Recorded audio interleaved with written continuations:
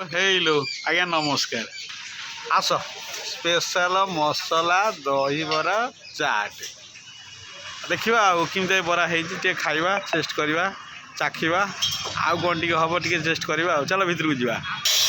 ହେଇଲୋ କ'ଣ ସବୁ ଲେଖା ହେଇଛି ଦେଖିଲେ ଟିକେ ଟିକେ ଟିକେ ପଢ଼ିଲେ।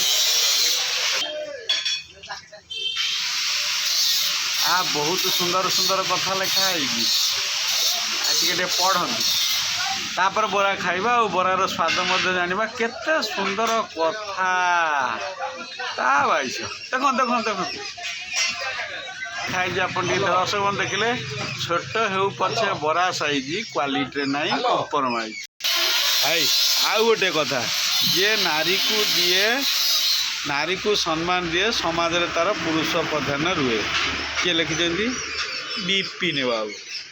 ବହୁତ ସୁନ୍ଦର କଥା। ଆଉ ଗୋଟେ ଉଚ୍ଚ ଶିକ୍ଷିତା ସୁନ୍ଦରୀ ନାରୀ ସମାଜରେ ପ୍ରଳୟ ସୃଷ୍ଟି କରିବା ତାର ଧର୍ମ।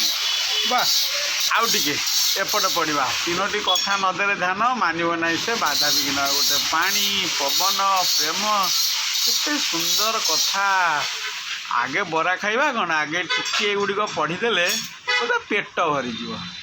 କିନ୍ତୁ ଇଏ ଯେଉଁ ଭାଇ ଜଣକ କରୁଛନ୍ତି ବିରି ବରା ସମ୍ପୂର୍ଣ୍ଣ ଖାଣ୍ଟି ଗାଉଁଲି ଯେଉଁ ଗାଁରେ ଯେଉଁ ବିରି ଗୁଡ଼ିକ ମିଳେ ସେଗୁଡ଼ିକ ନେଇ ସେ ବିରି କରେ। ଚାଲନ୍ତୁ ଦେଖିବା ବିରି ବରା କେମିତି ହେଇଛି। ହେଇପା ଭାଇ ମୋର କ'ଣ ଛାଣିବାକୁ ବ୍ୟସ୍ତ ହେଲେଣି ବିରି ବରା ଛାଣିଲେଣି। ଭାଇ କ'ଣ କଲ? ଭାଇ ବର୍ତ୍ତମାନ କ'ଣ କରୁଛ? ଇଏ ବର୍ତ୍ତମାନ ପାମ୍ପଡ଼ ପାଇଁ ପାମ୍ପଡ଼ ତିଆରି ହେଉଛି। କ'ଣ ଆଉ ଥରେ ସ୍ପେଶାଲ ଦହିବରା ଚାଟ୍ ପାଇଁ ପାମ୍ପଡ଼ ତିଆରି ମସଲା ପାମ୍ପଡ଼। ଆଜ୍ଞା ଆଚ୍ଛା ଏ ହେଉଛି ତାଙ୍କର ଅନୁଷ୍ଠାନ ପୁରା ଏକଦମ ଗରମ ଗରମ। ଏ ଯେଉଁ ପାମ୍ପଡ଼ ଖାଇବା ସେ ପାମ୍ପଡ଼ ଗୁଡ଼ିକ କେମିତି ସେ ପ୍ରସ୍ତୁତ ହାତ ତିଆରି ପାମ୍ପଡ଼। ଇଏ କୌଣସି ତଳା ଚକଟା ଆମେ ସବୁ ଯାହା ଦେଖୁଛନ୍ତି ସେଇଟା ନୁହେଁ ସେ ହାତରେ ତିଆରି କରନ୍ତି। ହେଲେ ହେଇଲୁ ଆଉ ଗୋଟେ କ'ଣ ଭଲ ଭାବୁଛନ୍ତି ଇଏ ବୋଧେ କଳାକାର କଳା ପ୍ରିୟ ବୋଧେ ଲୋକ ଜଣକ। ଆଉ କ'ଣ ତାଙ୍କୁ ପଚାରିବା ସେ କଳା ବିଷୟରେ ମଧ୍ୟ ଟିକେ ଜାଣିବା। ଆଗେ କିନ୍ତୁ ତାଙ୍କ ବରା କେମିତି କରୁଛନ୍ତି କେମିତି ପ୍ରସ୍ତୁତିରେ ଅଛି ସେ ବିଷୟରେ ଦେଖିବା ତାପରେ ଯାଇକି ତାଙ୍କ କଳା କତିକି ଯିବା ଆଉ। ଧନ୍ୟବାଦ। ଦର୍ଶକ ବନ୍ଧୁ ଯେତେବେଳେ ଆସିବେ ସେ ପ୍ରଥମେ ପ୍ଲେଟ୍ ଉପରେ ସେ 4ଟି ବରା ଦେବେ। ସର୍ବପ୍ରଥମେ ଭାଇ ମୋର 4ଟି ବରା ଦେବେ ତାପରେ ପାଖକୁ କ'ଣ ଦେବେ ଟିକେ ବିଭିନ୍ନ ମସଲା ଗୁଣ୍ଡ ପକେଇଲେ ବିଟ ଲୁଣ ଟିକେ ଦିଆଗଲା। ବିଟ ଲୁଣ ତାପରେ ଚଟଣି ଗୋଟେ ହାତ ବହୁତ ଟେଷ୍ଟ ଚଟଣି। ହଁ ତାପରେ ପିଆଜ ଧନିଆ ପତ୍ର ମିଶା। ତାପରେ 2ଟି ଭଜା କଞ୍ଚା ଲଙ୍କା।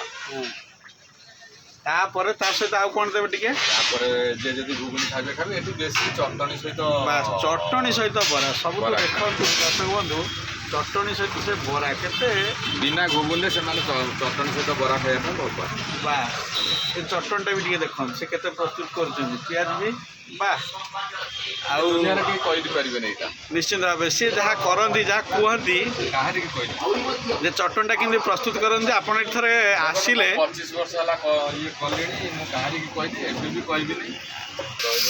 ଏଇଗୁଡ଼ା ଗୋଟେ ଆଉ ଗୋଟେ ତିଆରି କଲେ ପ୍ଲେଟ୍ ସ୍ପେଶାଲ ମସଲା ଦହିବରା ଚାଟ୍। ବାସ୍ ଆ ଦେହରେ କ'ଣ କ'ଣ ଆଡ଼୍ କଲେ?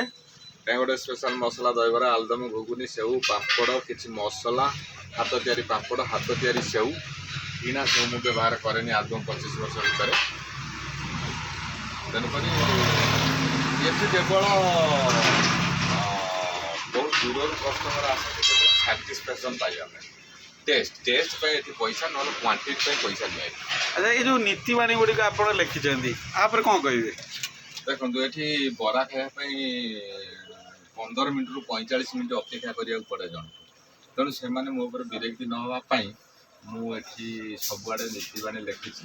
ସେମାନେ ପଢ଼ୁ ପଢ଼ୁ ହୁଏତ ମୁଁ କରିଦେଇଛି ସେମାନେ ମୋ ଉପରେ ବିରକ୍ତି ହେବେନି ଆଉ ସିଏ ବି ଖାଇ ପିଇକି ଆରାମସେ ଯିବେ। ମୁଁ ବି ବିରକ୍ତି ନ ଅଭାବ ପାଇକି ମୋ କାମରେ ଲାଗିଛି। ଆପଣ ସୁନ୍ଦର ଯାତ୍ରା ଅଭିନୟ ମଧ୍ୟ କରନ୍ତି କଳା ଆପଣଙ୍କର ବହୁତ ପ୍ରିୟ। ଆଜ୍ଞା କ'ଣ କେମିତି ଆପଣ କଳା ପ୍ରତି ଏତେ ଭଲ ପାଇଲେ କଳା ଛାଡ଼ିକି ବୋଧେ ଭଲ ଯାତ୍ରାରେ ଯାଇପାରିଥାନ୍ତେ କାହିଁ କଳା ଛାଡ଼ିକି ଏଥିରେ ପଶିଲେ? ମୁଁ ଯାହା କରିବି ଆମ ଲୋକାଲ ଲୋକ ଜାଣନ୍ତୁ ଲୋକାଲ ଲୋକ ଟେଷ୍ଟ ଖାଆନ୍ତୁ ଲୋକାଲ ଲୋକ ମୋ ଅଭିନୟ ଦେଖନ୍ତୁ ଆଉ ଲୋକାଲର ପରିଚୟ ଆମ ଶହୀଦପୁରର ପରିଚୟ ସାରା ଓଡ଼ିଶାରେ ହଉ ବୋଲି ମୋର ପ୍ରଥମ ଧାରଣା। ପାମ୍ପଡ଼ ହେଇଗଲାଣି ବୋଧେ?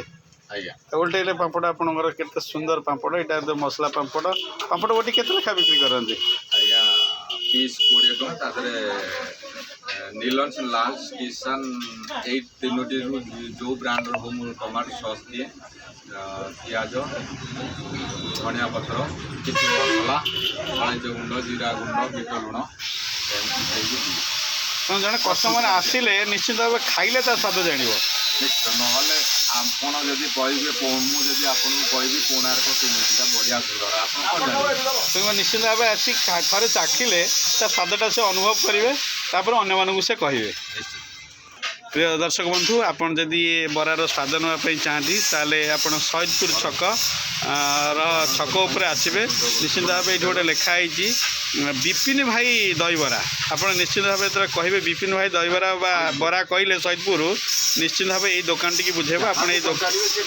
ନିଶ୍ଚିତ ଭାବରେ ଆପଣ ଆସନ୍ତୁ ଏ ସ୍ୱାଦ ନିଅନ୍ତୁ ସ୍ୱାଦ ଚାଖି ସାରିଲା ପରେ ଅନ୍ୟମାନଙ୍କୁ କହିବେ ବ୍ରହ୍ମପୁରକୁ ଯେଉଁମାନେ ବି ଏଥର ଯେଉଁମାନେ ମେଳା ବୁଲିବେ ସେ ମେଳା ବୁଲିକି ଆସିକି ମଧ୍ୟ ଏଠି ଥରେ ଗୋଟେ ସ୍ୱାଦ ନେଇପାରିବେ ସ୍ୱାଦ ନେଲା ପରେ ଆପଣଙ୍କୁ କେମିତି ଲାଗିଲା ଅନ୍ୟମାନଙ୍କୁ କଥା ପ୍ରସଙ୍ଗରେ କହିବେ